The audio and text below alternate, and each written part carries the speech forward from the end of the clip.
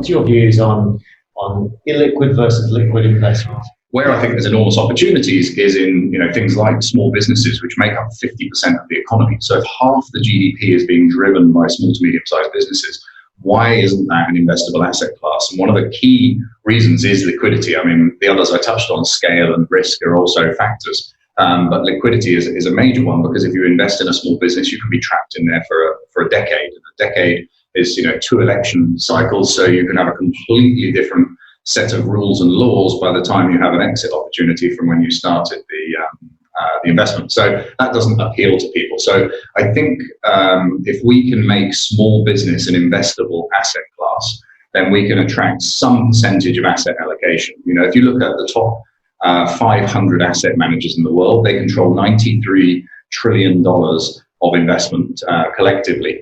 And yet there is zero allocation to small business. In fact, the only thing you could argue is an allocation to small business would be their startup stuff, but that tends to be investments in VCs that take big bets on Silicon Valley stuff, which is arguably not the real startup community. It's a kind of it's its own little world. But basically, small to medium-sized businesses, the things that drive the economy, the things that generate 50% of GDP, are completely ignored by all the money in the world, all that global capital. So I think if we can make small business an investable asset class that's available for people to participate in, then an asset allocation to what represents half the economy is a sensible thing for people to have. And of course, small business has that ability to significantly grow and significantly outperform a very large company. Okay.